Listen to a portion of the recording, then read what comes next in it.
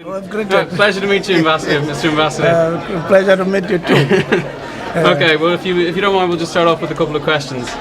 I'm ready. Okay, well, with the stuttering of the Doha trade rounds, do you think the cultural diplomacy has a role to play in these international trade negotiations?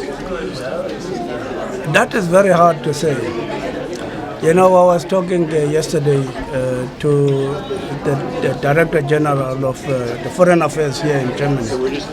And the faltering of the currencies, he attributes to, what do we call it, to the gambling of those who manage our money, speculation. So you cannot deal with speculation on a country-by-country basis. We need a composite strategy.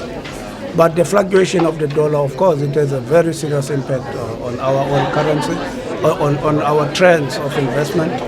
Because when the dollar becomes weak, our currency becomes strong, and investors don't want to come in. When the dollar becomes strong, and then we have the chance of people coming to utilize our weak currency for investment.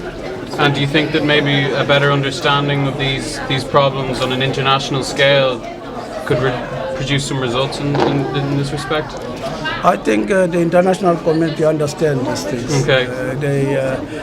They try to manage them, but they know exactly why there is a fluctuation, whether it is because of the speculators or because of mismanagement on the part of the nation states, or whether it is corruption on the part of those who invest and derive from the investment.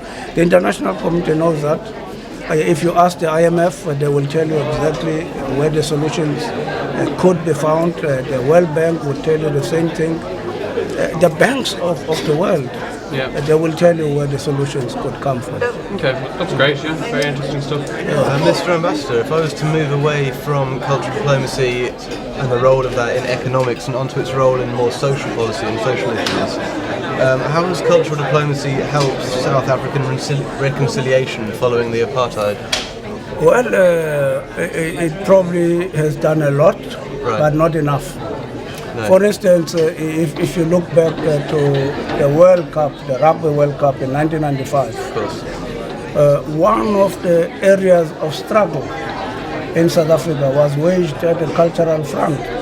The boycott of South African teams, the boycott of academia and cultural activists from South Africa.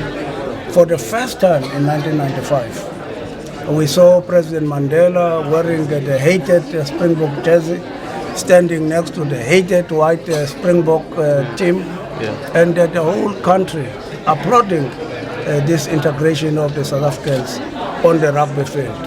I always say that was a very important window, which unfortunately the South African society did not expand into an open door. We shut it very quickly after the World Cup, and everybody went back to their cocoons.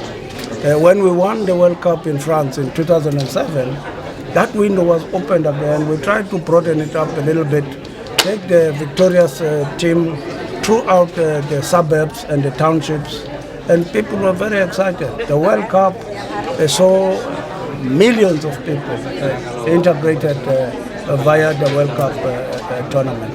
It is a big weapon, big tool in the hands of reconciliation. Right. But it needs sustainability. Yes, because of course you have players like Brian Habana now who are not from a traditional rugby playing background in South Africa, they're not whites.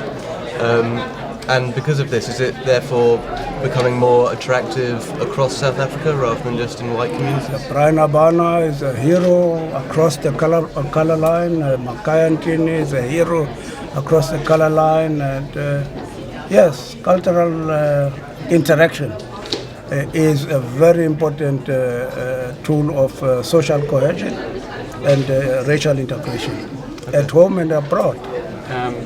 Well, I'm afraid that was... Actually, I have one last question. Okay. Mr. Your Excellency, I would like to ask, how has the South African government moved to reintegrate members of the 32nd Battalion back into South African society? Most of the Battalion 32 members were integrated in the South African National Defence Force, but others refused. and they preferred to have an establishment in the Northern Cape, which is where they still are today, as civilians. Because a lot of them were involved in executive outcomes. Of course, they were involved in the executive outcomes in South Africa, Angola, and elsewhere. They are still involved as mercenaries in the coups of different countries of Africa. Thank you. Okay, we're going to bring it to an end. Okay. Thank you very much, Ambassador. That was brilliant.